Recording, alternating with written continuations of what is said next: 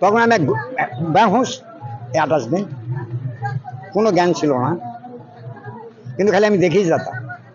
ও আমি খালি ওকে দেখেই যেতাম। 16 দিন আপনি একটা দেখে যেতাম। আমি আমাকে চেনা, আল্লাহকে চেনা, মানে আমাকে চেনা মানে আল্লাহকে চেনা, এই আমাকে আমি দেখতে থাকতাম। এত সৌন্দর্য যেমন মনে হয় যে একটা জ্যোতির্ময় একটা চেহারা। কেন দেখা হবে না? আমি যদি সৃষ্টিকর্তা কর্ম করি, সেখানে যদি আমার ত্যাগ তিতিক্ষা থাকে, সেখানে যদি আমার বিসর্জন থাকে, আমার বিসর্জন দেওয়ার যদি চিন্তা ভাবনা থাকে, আমি কেন দেখতে পাবো ভাই? আগের যুগে লোকেরা তো দেখেছে, না গেলে করে নাই, তাহলে আমি কেন দেখতে পাবো না? এটাই আমার অ্যাটিচিউড। তাই আমি এই অ্যাটিচিউডের আদলে যদি কেউ কাউকে শিক্ষা দেওয়া হয় প্রত্যেককে, তাহলে আমার মনে হয় ইসলাম ধর্ম বহু দূরে সরে নাই, কাছে আসবে।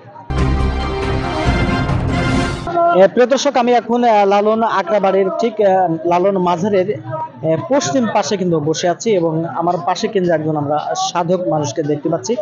তো বিশেষ করে আরকে নিউজকে যারা নিয়মিতভাবে দেখেন এবং এই আরকে নিউজের মাধ্যমে গেল 1 বছর পূর্বে এই যে সাধু আমরা যাকে দেখতে পাচ্ছি, যার নাম ফজলুল হক, একেএম ফজলুল হক, তিনি কিন্তু এই আমার মাধ্যমেই কিন্তু তিনি কথা বলেছেন এবং সেই কথাটা কিন্তু দেশ এবং বিদেশের মানুষ কিন্তু অসংখ্য মানুষ তার কথা কিন্তু শুনেছেন।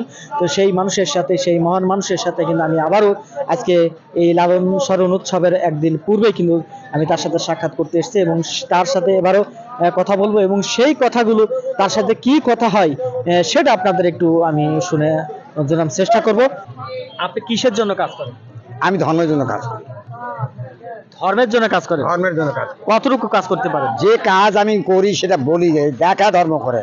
আপনি কি করলে দেখা দেখতে পাবেন। কেউ যদি এই মন্ত্র দিতে না পারে, আমি ফজলুল হক আছে, মাস্ট, আই ক্যান চ্যালেঞ্জ ইট। আমি চ্যালেঞ্জ করে দিলাম সারা পৃথিবীতে। এটা আমার কাছে একটা ব্যাপার। তার মানে আপনি দেখাটাই বিশ্বাস করেন? আমি দেখাতে বিশ্বাস করি, তাকে বিশ্বাস করি না। ব্যাগ যদি কেউ বলো ব্যাগ আছে, আমাকে না দেখলে ব্যাগ আমি বিশ্বাস করি। এটা আমার কোনো উদ্দেশ্য নয়। এই উদ্দেশ্যে আমি কোনো ধর্ম করি না। আমার কথা হলো দেখা, না দেখে ওই বেশ তলিবার যাবো, আমার এই দরকার নেই। এই যেহেতু দেখার কথা বলছেন, আপনি কি দেখেছেন? আমি আপনার বয়স কত এখন? এখন বয়স 80-85 সালে। এই 80-85 বছর বয়সে যেহেতু আপনি বলছেন ধর্মের জন্য আপনি কাজ করেন এবং দেখাটাকে আপনি বিশ্বাস করেন, অবশ্যই বিশ্বাস করি। তো সেই জায়গা থেকে আপনি কি দেখেছেন আপনি যদি বলতেন।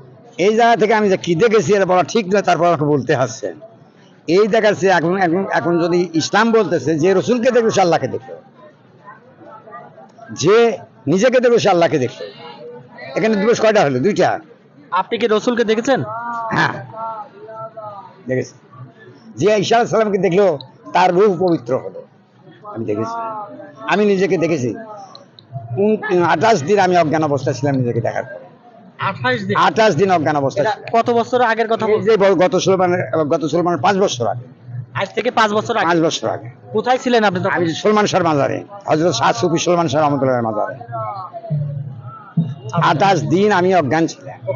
ওখানে না, ওখান থেকে আমি চলে গেছিলাম বাড়িতে। একদিন পর বাড়িতে পাঠিয়ে দেওয়া হয়েছে, কিন্তু তখন mad, just like a mad, no different mad নাই।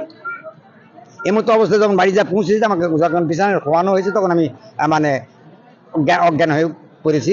এই 28 দিন ওখানে আমাকে অজ্ঞান অবস্থা শুয়ে থাকতে হবে। কি অবস্থা ছিলাম, কেমন অবস্থা ছিলাম আমি নিজেও জানি।